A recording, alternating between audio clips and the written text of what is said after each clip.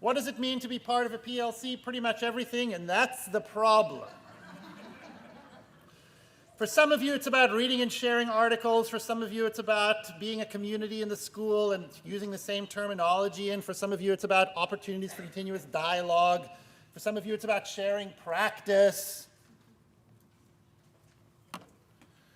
We've done a fair bit of work on learning communities. And what I want to tell you about learning communities is that there is no magic in collaboration. Together is not always better. Sometimes together is worse. I don't want you to believe that there is magic in collaboration. In fact, what the research tells us is that the default practices, in other words, the practices of collaboration, if you just let them happen naturally, are the bad ones.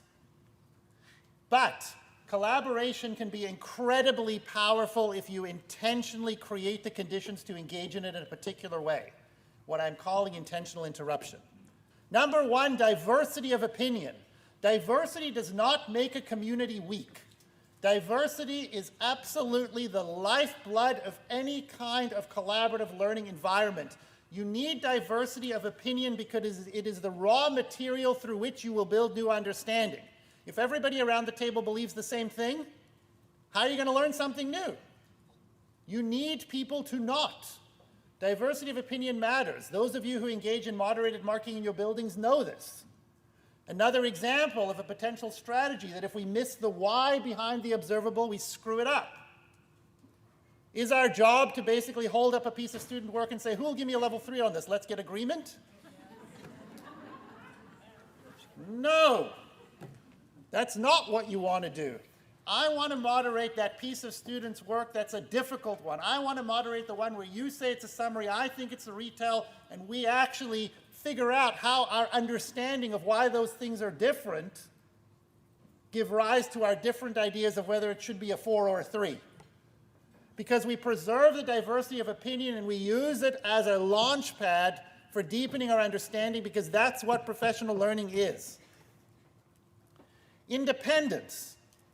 It's got to be close to my classroom. It's got to matter to me. It's got to be decentralized. But diversity of opinion, independence, and decentralization will only make for strong collaboration if there is an aggregation mechanism for bringing it all together. This is not leave me alone and let me do my own thing, thank you very much. It's let me do what matters most to me, closest to where the reality of my life is, where I have an opportunity to explain to you my rationale and my reasons so that you can do the same, and we can collectively build wisdom that we don't have on our own. Why do I say that collaboration is not always a good thing? Sometimes alone is better than together. Well, one thing about any learning community or any network is it will spread anything. The only thing worse than a bad idea is a bad idea in a lot of places. That's the quality control problem. Look at the web. Do a Google search. It doesn't say here is the really good font. It just says here, right?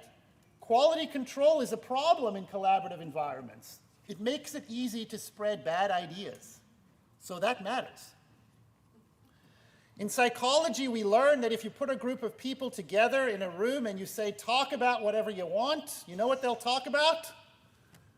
They'll talk about something that they all agree upon. That's the propensity for groupthink, but it is the enemy of diversity of opinion. Most people will, left to their own devices, talk by defaulting to the lowest common denominator of agreement. People don't say, oh, I know. Let's pick something that we've got different understandings of so that we can challenge one another, right?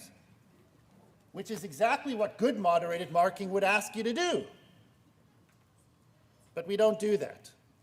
Another problem that we have in collaborative context is diffusion of responsibility, right? You know this from your old days of social psychology back in the day with the unresponsive bystander, right? You get into trouble and there's an onlooker. Would you rather there's one onlooker or 3 onlookers? And conventional wisdom would always say, well, if 3 people see me get into trouble, I'm 3 times more likely to get helped. Wrong.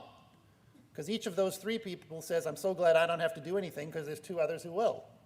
So nobody does anything. When you're the only one, you're like, holy crap, I'm it. You pretty much have to get there and do it. And de-individuation is when we lose our individual identities.